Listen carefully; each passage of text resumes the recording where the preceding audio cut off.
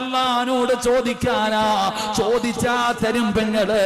അള്ളാന് കഴിയാത്തതൊന്നുമില്ല, അള്ളാന് ലോകത്ത് കഴിയാത്തതൊന്നുമില്ല. ഒരു അള്ളാന് തരാനൊരു തടസ്സവുമില്ല. അള്ളാനോട് പറഞ്ഞു എനിക്കൊരു മോനെ വേണമെന്ന്. അള്ള കൊടുത്ത മകനാരാണെന്നറിയുമോ? മഹാനായ യഹ്യാ നബി അലൈഹിസ്സലാം. യഹ്യാ നബി അലൈഹിസ്സലാം.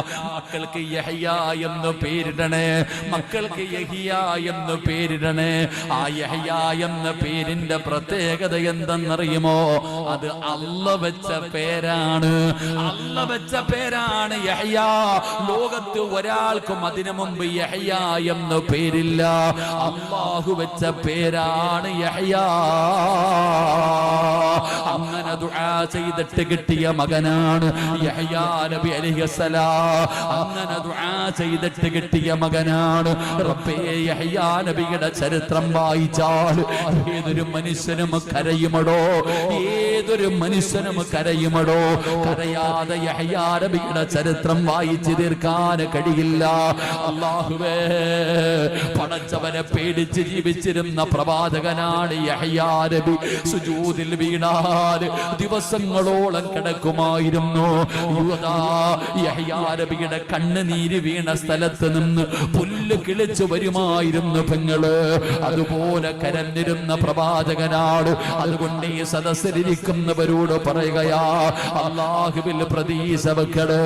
അല്ല ഒരിക്കലും നമ്മളെ കൈവിടൂല. അല്ലാഹു ആര് കൈവിട്ടാലും നമ്മളെ കൈവിടൂല. അതുകൊണ്ട് ആ ഫിർദൗസ് എന്ന് പറയുന്ന സ്വർഗത്തിന്റെ അവകാശികളുടെ രണ്ടാമത്തെ അടയാളം എന്തെന്നറിയുമോ? വയദുഊനനാ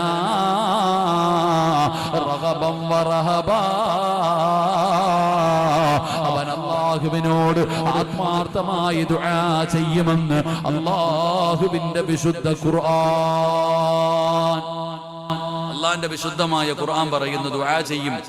എടോ, വയസ്സാം കാലത്ത് 100 വയസ്സ് കഴിഞ്ഞ നബി 90 വയസ്സ് കഴിഞ്ഞ തന്റെ ഭാര്യ പ്രസവിക്കുവോ? ആ പ്രവാചകനാണ് അള്ളാഹുടെ മുമ്പിൽ ചെന്നിട്ട് തൻ്റെ സങ്കടം മുഴുവനും പറഞ്ഞു, തൻ്റെ അവസ്ഥ പറഞ്ഞു.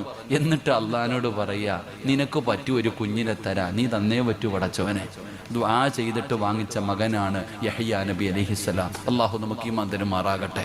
അതുകൊണ്ട് ഞാൻ പറയുന്നത്, എല്ലാത്തിനും മരുന്നുണ്ട്, എല്ലാത്തിനും മരുന്നുണ്ട്. ഖുർആനിൽ മരുന്നില്ലാത്ത ഒന്നുമില്ല.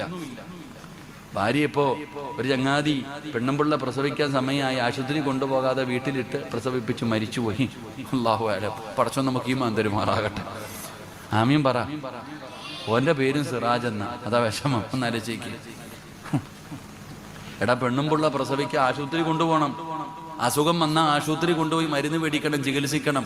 അല്ലാതെ നീ മന്ത്രവാദവും ചെയ്തുകൊണ്ട് വീട്ടിൽ ഇരുന്നിട്ട് കാര്യമൊന്നുമില്ല. അതെങ്ങനാ? മൊത്തം ഓൺലൈനിലല്ലേ, ഓൺലൈന് പൂജ നടത്തുന്ന കാലമല്ലേ. അള്ളാഹു കാത്തിരക്ഷിക്കുമാറാകട്ടെ. എല്ലാ പെണ്ണുങ്ങളും ഇപ്പം അങ്ങനെ തന്നെ, എല്ലാം ഓൺലൈനിൽ ഇരിക്കുക. പണ്ട് ഒരു വെള്ളം ഓതണമെങ്കിൽ ഉസ്താദിന്റെ അടുത്ത് വന്നിട്ട് പറയും, ഉസ്താദെ ഒരു ഗ്ലാസ് വെള്ളം ഓതിത്താ ഉസ്താദെ, പനിയാ ഉസ്താദെ, ഇല്ലേ? ഉസ്താദെ ഒരു ചരട് ഓതിത്താ ഉസ്താദെ, പേടിച്ചിരിക്കുക, പനിയാ ഒന്ന് ഓടിത്ത. അതിങ്ങനെ പണ്ട് ഉസ്താദിന്റെ അടുക്ക പോകും. ഇപ്പൊ താത്ത തന്നെ ഓതി കിട്ടുന്ന കാലമാണ്. ഉസ്താദിന്റെ ആവശ്യമൊന്നുമില്ല. ഞാനൊരു വീട്ടിൽ പോയി, ഒരാളെ കാണാൻ വേണ്ടി വീട്ടിൽ പോയപ്പോ അയൽവാസി ഓടി വന്നിട്ട് പറയുന്നു, എൻ്റെ ആട് ഒന്നും കഴിക്കുന്നില്ല, ആ വെള്ളം ഇങ്ങിതാ. എൻ്റെ ആട് ഇന്നലെ മുതൽ ഒന്നും കഴിക്കുന്നില്ല, ആ വെള്ളം ഇങ്ങി തരാൻ. അകത്ത് പോയിട്ട് ഒരു പാത്രം വെള്ളം എടുത്തു കൊടുത്തു. ആ താത്ത അതും കൊണ്ട് അങ്ങ് പോയി. എനിക്കൊന്നും മനസ്സിലായില്ല. ഞാൻ പതുക്കെ അടുത്ത് നിന്ന് ആളോട് ചോദിച്ചു, എന്താ സംഭവം എന്ന്. അത് ഉമ്മ രാവിലെ ഓൺലൈനിൽ ദിക്ർ പറഞ്ഞിട്ട് ഓതി വെച്ച വെള്ളവാ. അള്ളാഹു കാത്തിരക്ഷിക്കുമാറാകട്ടെ. ആ ഉമ്മ രാവിലെ ഓൺലൈനിൽ ഏതോ ഉസ്താദും തങ്ങളോ ആരോ വന്ന് തുടങ്ങി ഇരുന്നിട്ട് ഊതിയ വെള്ളവാ. അള്ളാഹു കാത്തിരക്ഷിക്കുമാറാകട്ടെ. എവിടെ എത്തി സമുദായം? എവിടെ എത്തി? അള്ളാഹു ഉമ്മത്തിനെ കാത്തിരക്ഷിക്കുമാറാകട്ടെ. ഇവിടെ ബുദ്ധി വേണം സഹോദരിമാരെ. ഏതെങ്കിലും ഒരു ഉസ്താദ് ഓൺലൈനിൽ മൊബൈൽ എടുത്തു വെച്ചിട്ട് അക്കൗണ്ട് നമ്പരും കൊടുത്തിട്ട് ഇട്ടോ എന്ന് പറയുമ്പോൾ നിനക്ക് ബുദ്ധിയില്ലേതാത്ത? ഞാൻ നിന്നോട് ചോദിക്കട്ടെ, എവിടെയോ കിടക്കുന്ന ഒരു മനുഷ്യന് നീ പൈസ അയച്ചു കൊടുക്കുന്നു. നിന്റെ കുടുംബത്തിൽ എത്ര പാവങ്ങളുണ്ട്, നിന്റെ നാട്ടിൽ എത്ര സ്ഥാപനങ്ങളുണ്ട്, നിന്റെ മഹലിൽ എന്തെല്ലാം ആവശ്യമുണ്ട്. നീ ഇവിടെ കൊടുക്കാതെ എവിടെയോ കിടക്കുന്നവൻ ചുമ്മാ അയക്കുക. അത്ര കൂടുതലാണോ പടച്ചവനെ സമ്പത്ത്? എടോ കൊടുക്കണ്ടെന്നൊന്നും ഞാൻ പറയണില്ല, നോക്കിയും കണ്ടും കൊടുക്കുക, അർഹതപ്പെട്ടവർക്ക് കൊടുക്കുക. ഓൺലൈൻ പരിപാടിയൊക്കെ നിർത്തുതാത്ത, എന്നിട്ട് ജീവിക്കാൻ പഠിക്ക്. ഒന്നാമത് പോട്ടെ, അള്ളാഹു കാത്തിരക്ഷിക്കുമാറാകട്ടെ. അത് എൻ്റെ പ്രസംഗമാണെങ്കിലും കേൾക്കരുതെന്നാ ഞാൻ. എന്തിനാ ഈ ഓൺലൈനിൽ ഇരുന്ന് കേൾക്കണേ? അങ്ങനെ കേട്ടിട്ട് എന്ത് പുണ്യം കിട്ടാനാ? ഓൺലൈനിൽ ഇരുന്ന് നിന്റെയൊക്കെ ഇഖ്ലാസ് നഷ്ടപ്പെട്ടു പോയത് അവിടെയല്ലേ? ഇഖ്ലാസ് നഷ്ടപ്പെട്ടു പോയത് അവിടെയല്ലേ? ഞാൻ ചോദിക്കട്ടെ, നീ മൊബൈല് ഇപ്പൊ നോക്കിക്കേ, ഫർദ ഇട്ടിട്ടുണ്ട്, തലയിൽ തുണി ഇട്ടിട്ടുണ്ട്, അദബും മര്യാദയോടുകൂടി നീ ഇരുന്ന് വഴുത് കേൾക്കുന്നു. നിന്റെ വീട്ടിൽ പോയാലോ, രാവിലെ ഈ ഫോൺ അങ്ങോട്ട് ഓണാക്കിയിട്ട് അടുക്കളയിൽ ചരുവത്തി ചേർത്തങ്ങോട്ട് വെക്കും. എന്നിട്ട് നീ മീനും വെട്ടി കറിയും വെച്ച് തെക്ക് വടക്ക് നടക്ക, തലയിലും തുണിയില്ല, ഒരു തുണിയില്ല. അലച്ചുയ്ക്ക്, അത് വഴുതാണോ? കളിയാക്കലല്ലേ പെങ്ങളേത്? അങ്ങനെയാണോ വഴുത് കേൾക്കേണ്ടത്? അടുക്കളയിൽ കൊണ്ടുവന്ന് മൊബൈൽ അങ്ങോട്ട് ഓണാക്കി വെച്ചിട്ട് നീ ഇങ്ങനെ നടക്ക, തലയിലും തുണിയില്ല, ഒരിടത്തും തുണിയില്ല. ഇത് നീ അതിനെ കളിയാക്കുന്നതിന് തുല്യമല്ലേ? പരിഹസിക്കുന്നതിന് തുല്യമല്ലേ? അല്ല വെറുതെ വിടുവോ? അങ്ങനെ വഴുത് കേൾക്കാൻ അല്ല പറഞ്ഞിട്ടുണ്ടോ? അല്ലെങ്കിൽ നബിതങ്ങൾ പറഞ്ഞിട്ടുണ്ടോ? ഇത് സിറാജിന്റെ വഴുതാണെങ്കിലും ഏത് മഹാന്റെ വഴുതാണെങ്കിലും കേൾക്കരുത്. അതിനൊരു മര്യാദയുണ്ട്, ഒരു മജ്‌ലിസിനൊരു ബഹുമാനമുണ്ട്. അത് കൊണ്ട് സമാധാനത്തിൽ എവിടെ ഇരുന്നിട്ട് കേൾക്ക്. നിനക്ക് എവിടെ നിന്നാ ഈ ഓതലും പിടിക്കലൊക്കെ കിട്ടിയത്? ഇത്രയും ദിക്റും നിനക്കറിയോ? ഒരു കാര്യം നിനക്കറിയോ? ഇടോ, ഒരു അറിവ് പഠിച്ചാൽ അത് ചെയ്തില്ലെങ്കിൽ അതിന് വേറെ ശിക്ഷ അള്ളാഹു തരും. അള്ളാഹു കാത്തിരക്ഷിക്കുമാറാകട്ടെ. ഒരു അറിവ് നീ ഇങ്ങനെ ഓരോ നേരം വെളുത്ത വൈകുന്നേരം വരെ സർവ്വ ഉസ്താദന്മാരുടെ വഴുത് കേൾക്കുന്നു. എത്ര ഇൽമു പഠിച്ചു, നീ എത്ര എണ്ണം ചെയ്യുന്നുണ്ട്? ആ അടി നീ എവിടെ തീർക്കും? അതുകൊണ്ട് എൻ്റെ പൊന്നാരെ സാത്താന്മാരെ, എൻ്റെ ആണെങ്കിലും കേൾക്കരുത്. ഞാൻ അതാ പറയുന്നത്, അതിനൊരു അദബും മര്യാദയുണ്ട്. അതോടുകൂടി കേൾക്കണം. അള്ളാഹു നമുക്ക് ഈമാൻ തരുമാറാകട്ടെ.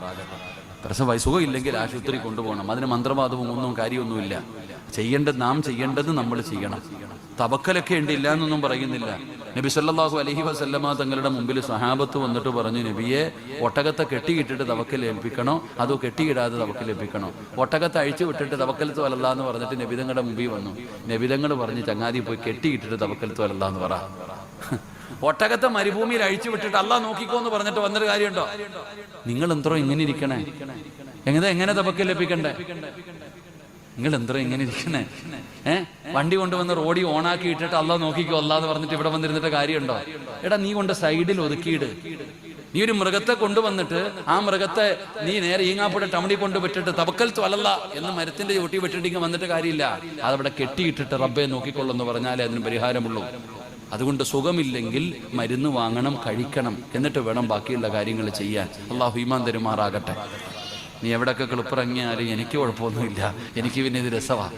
ഇങ്ങനെ ക്ലിപ്പിറങ്ങിയാലും ട്രോൾ ചെയ്യാലും കുഴപ്പമൊന്നുമില്ല. അള്ളാഹു നമുക്ക് സ്വർഗം നൽകുമാറാകട്ടെ.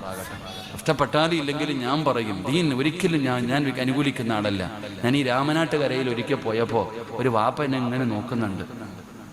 അപ്പോൾ എന്നെ നോക്കിയിട്ട്, നിങ്ങൾ ആ വഴുത് പറയണ ആളല്ലേ എന്ന് എൻ്റെ അടുത്ത് ചോദിച്ചു. ഞാൻ പറഞ്ഞ, ആണപ്പാ, എനിക്കൊരു ഉപദേശം ഉണ്ടെങ്കിൽ വരാൻ.